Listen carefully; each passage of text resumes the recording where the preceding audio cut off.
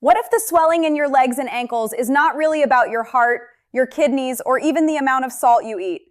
What if the real reason your ankles puff up by the end of the day comes down to a single nutrient that most people over 50 are quietly running low on without ever realizing it? I want to be honest with you from the very beginning. When most people develop swelling in their lower legs, they are told one of three things. They are told it is their heart. They are told it is their kidneys, or they are told to simply cut back on salt and elevate their legs.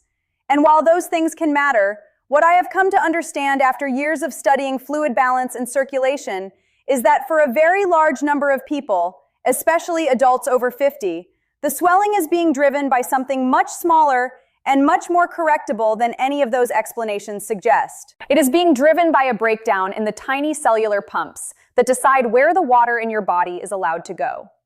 And those pumps depend on specific nutrients to function. When those nutrients run low, the pumps slow down, and water that should stay inside your bloodstream begins leaking out into the tissue of your lower legs instead. Today, I am going to explain exactly how this works, in plain language, so you understand the real mechanism behind the swelling. And then I am going to tell you about the one nutrient that sits at the very center of this entire process, the nutrient that controls whether those cellular pumps run properly or grind to a halt. Along with it, I will explain the two minerals that work alongside it, because they all operate as a team. When you understand how these three work together, you will understand why the standard advice so often fails, and what you can do instead. Before we go further, if you find this information valuable, please subscribe and turn on the notification bell so you do not miss what comes next. And leave a comment below telling me your age and where you are watching from. I read every single one. Let us start with what swelling actually is, because once you understand it properly, everything else makes sense. The medical term for the swelling you see in your legs, ankles, and feet is edema. Edema simply means an accumulation of fluid in the spaces between your cells. Your body is full of water, but that water is supposed to be distributed in very specific places. Some of it sits inside your cells, some of it circulates in your blood, and some of it occupies the spaces between cells, what we call the interstitial space. Under normal, healthy conditions, your body maintains a careful balance between these compartments. Fluid moves out of the bloodstream into the tissue to deliver nutrients, and then it moves back into the bloodstream and the lymphatic system to be carried away. This is a constant, balanced exchange happening every second of your life. Edema occurs when that balance breaks down, and fluid begins accumulating in the interstitial space faster than it can be cleared away. The fluid pools, and because of gravity, it pools in the lowest parts of your body, which for most people standing and sitting throughout the day means the ankles, the feet, and the lower legs. That is why your swelling is worst by evening and often looks better in the morning. Overnight, when you are lying flat, gravity is no longer pulling the fluid down into your feet, so some of it redistributes and the swelling partially recedes. Then the cycle begins again the next day. Now here is the question that actually matters. Why does the fluid leave the bloodstream and accumulate in the tissue in the first place? And this is where we get to the real mechanism, the part that almost nobody explains properly. The movement of water in and out of your cells and your bloodstream is controlled largely by the balance of two minerals, sodium and potassium. Sodium is the mineral that primarily lives outside your cells, in the bloodstream and the interstitial fluid. Potassium is the mineral that primarily lives inside your cells. And water follows these minerals. Wherever sodium concentrates, water is drawn toward it. Wherever potassium concentrates, water is held there too. Your body works very hard to keep sodium mostly outside the cells and potassium mostly inside the cells, because that precise balance is what maintains proper fluid distribution and even keeps your nerves and muscles working correctly. The structure responsible for maintaining this balance is called the sodium-potassium pump. It is a microscopic protein pump embedded in the membrane of every single cell in your body, and there are thousands of them in each cell. Their job is relentless and constant. They continuously pump sodium out of the cell and pull potassium into the cell, against the natural tendency of these minerals to drift in the opposite direction. This pumping action is one of the most energy-demanding processes in your entire body. In fact, a significant portion of all the energy your body produces every day is spent simply running these sodium-potassium pumps. Here is what happens when those pumps stop working properly. When the pumps slow down or fail, sodium begins accumulating where it should not, in the spaces outside and around the cells. And as I told you a moment ago, water follows sodium. So as sodium builds up in the interstitial space, water is pulled out of the bloodstream and into that same space to follow it. The tissue becomes waterlogged. And in the lower legs, where gravity is already working against you, this waterlogging becomes the visible, palpable swelling you have been struggling with. This is interstitial fluid retention. This is edema at the cellular level. So now the real question becomes, what makes the sodium-potassium pumps fail? Because if we can answer that, we can address the actual root of the swelling rather than just chasing the symptom. There are two major factors. The first is high blood sugar, and the second is a deficiency in the specific nutrients the pumps require to operate. Let me explain both because they are deeply connected. Let us begin with blood sugar because this surprises most people. You do not have to be diabetic for this to affect you. Elevated blood sugar, even at levels below the diabetic threshold, causes a problem through a process called glycation. Glycation is what happens when excess sugar molecules in your bloodstream attach themselves to proteins. Picture sugar as a sticky substance circulating in your blood. When there is too much of it, it begins sticking to things it should not stick to. One of the proteins this happens to is hemoglobin, the protein in your red blood cells that carries oxygen and nutrients throughout your body. When sugar glycates your hemoglobin, those red blood cells become less flexible and less able to deliver oxygen and nutrients efficiently. Your blood sugar control over the previous few months can actually be measured through a test that looks at exactly this glycated hemoglobin, which tells you how much sugar has been sticking to your blood cells over time. Glycated proteins can also interfere with healthy circulation through the small vessels of your lower legs, the very vessels responsible for clearing fluid out of the tissue. When that small vessel circulation is impaired, fluid clearance from the tissue slows down and swelling worsens. But high blood sugar does something else that is even more directly relevant. It causes sodium retention. When blood sugar is elevated, the body holds on to more sodium, and as you now understand, more sodium means more water retention. The kidneys, in their effort to manage elevated glucose, end up reabsorbing more sodium back into the body, and the water follows. Over time, chronically elevated blood sugar also begins to damage the small nerves in the feet and lower legs, which is the beginning of what is called peripheral neuropathy, that numbness and tingling sensation many older adults experience. So even if you have never been diagnosed with diabetes, if your blood sugar tends to run high, particularly after meals heavy in refined carbohydrates, breads, pastries, sugary drinks, and processed snacks, it is actively contributing to the swelling in your legs through multiple pathways at once. Now let us get to the heart of the matter, the nutrients that the sodium-potassium pump depends on, because this is where the real solution lives. The first and most important player is potassium. Potassium is the mineral that belongs inside your cells, working as the direct counterbalance to sodium. When you have enough potassium, it signals your body to release excess sodium and the water bound to it. In other words, adequate potassium actively helps your body let go of retained fluid. But here's the problem. The vast majority of adults do not consume nearly enough potassium. The recommended daily intake is around 4,700 milligrams per day, and most people fall dramatically short of this. Achieving that amount through diet requires a genuine, deliberate effort. It means eating potassium-rich foods consistently. Avocados are one of the richest sources, with a single avocado providing a substantial portion of your daily need. Leafy green salads, when eaten in real volume, contribute meaningfully. Berries, certain vegetables, and other whole plant foods all add to the total. The point is that potassium has to become a daily priority, not an occasional accident. When you raise your potassium intake to adequate levels, you are giving the sodium-potassium pump the raw material it needs on the potassium side of the equation, and you are directly signaling your body to shed retained sodium and water. The second player is magnesium. Magnesium is the mineral that most people overlook entirely, and yet it is absolutely essential to this whole system. Here is why. The sodium-potassium pump cannot function without magnesium. Magnesium is a required cofactor for the enzyme that powers the pump. Without adequate magnesium, the pump simply cannot run at full capacity, no matter how much potassium you consume. Magnesium also helps regulate how your cells handle both sodium and potassium. and it plays a role in relaxing the smooth muscle in your blood vessel walls, which supports healthy circulation in the lower legs. The recommended intake is around 420 milligrams per day for many adults, and like potassium, most people fall short. Good dietary sources include pumpkin seeds, sunflower seeds, leafy green vegetables, and other whole foods. Magnesium and potassium work as partners. You need both for the pump to function, and a deficiency in either one compromises the whole system. Before I tell you about the central nutrient, I want you to fully appreciate just how demanding the sodium-potassium pump really is, because this is what makes the next piece so important.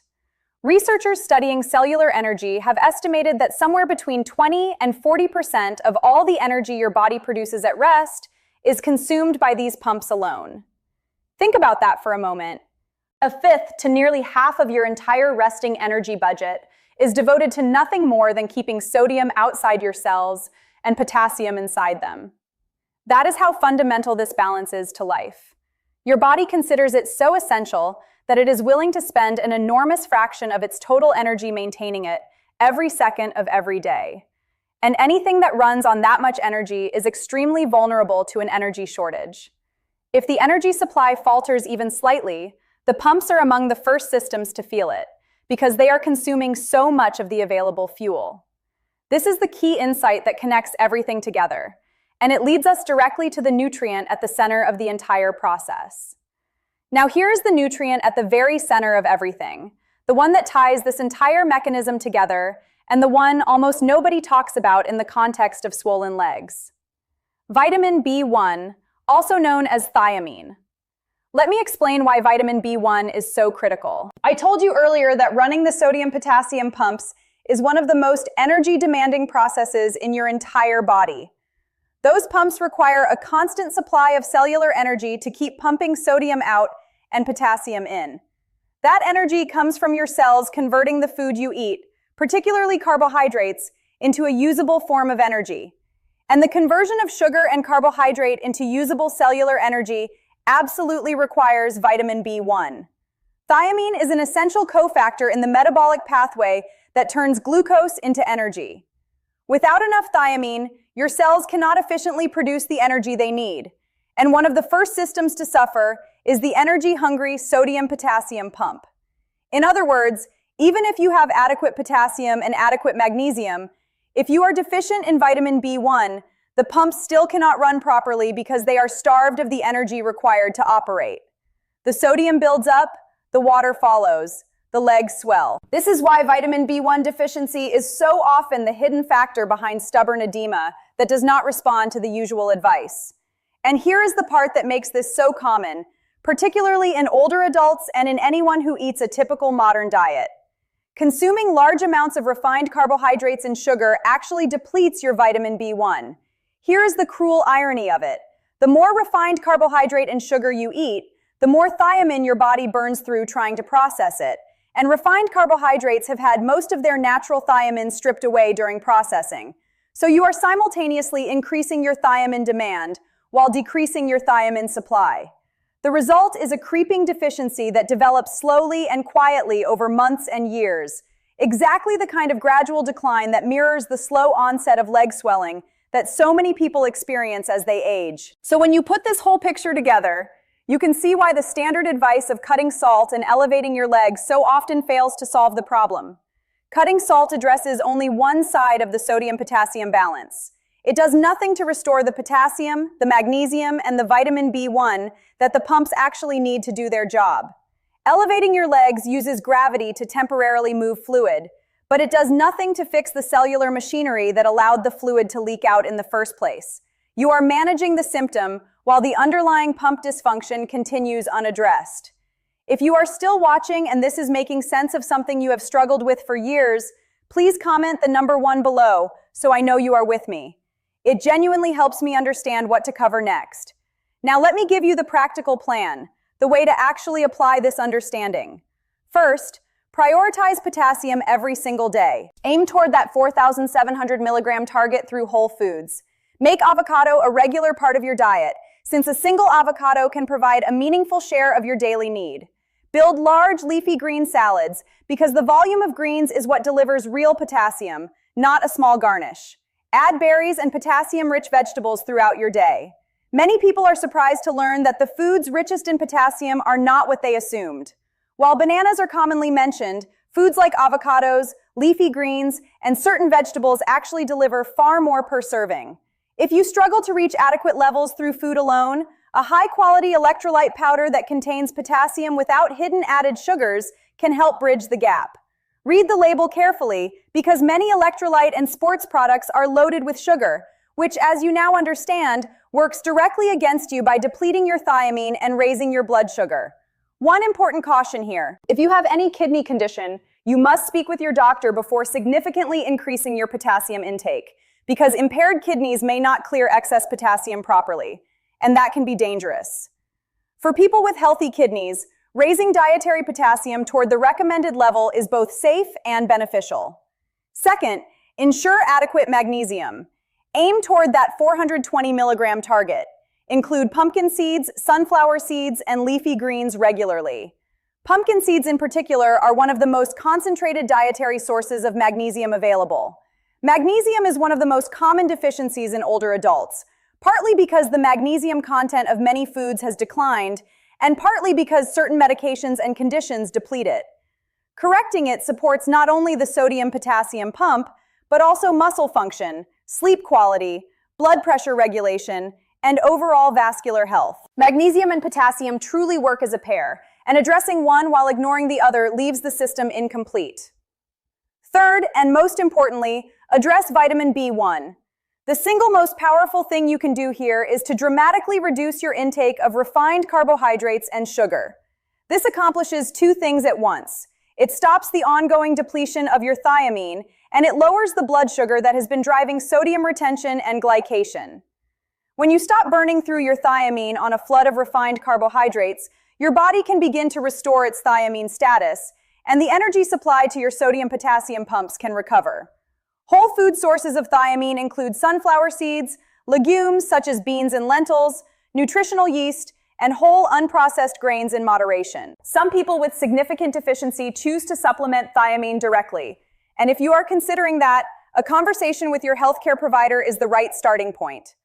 When you bring these three together, adequate potassium, adequate magnesium, and restored vitamin B1, while simultaneously reducing the sugar and refined carbohydrate that has been undermining all of them, you are addressing the actual root cause of the cellular fluid retention, rather than just chasing the swelling after it appears. You are giving the sodium-potassium pumps the minerals they need and the energy they require so they can do the job they were designed to do, which is keeping sodium and water where they belong and out of the tissue of your lower legs.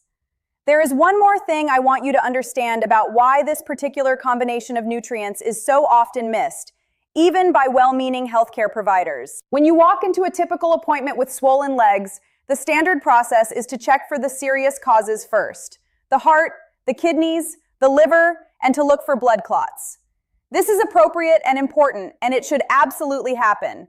But once those serious causes are ruled out, the conversation often ends with advice to cut salt, elevate the legs, and perhaps wear compression stockings. The nutritional and cellular mechanism, the potassium, the magnesium, the vitamin B1, and the blood sugar connection is rarely part of that conversation. Not because it is unimportant, but because nutritional medicine is simply not the focus of most brief medical visits. The result is that millions of people with the everyday, both-sided, gradual swelling I have described are left managing the symptom indefinitely, never addressing the cellular machinery that is actually driving it. I am not telling you this to criticize anyone. I am telling you so that you understand why you may never have heard this explanation before, and why taking some ownership of these nutritional factors yourself can make such a meaningful difference. Let me also address the timeline, because people always want to know how quickly they might notice a change. This is not an overnight fix, and anyone who promises that is not being honest with you. The cellular systems we are talking about respond gradually. As you restore potassium and magnesium and begin reducing the sugar and refined carbohydrate that has been depleting your thiamine, the sodium-potassium pumps slowly regain their function over a period of weeks. Some people notice a reduction in their evening swelling within the first couple of weeks, particularly if they were significantly deficient to begin with. For others, it takes longer, A month or more of consistent change before the difference becomes clearly noticeable. The key word, as with almost everything in health, is consistency.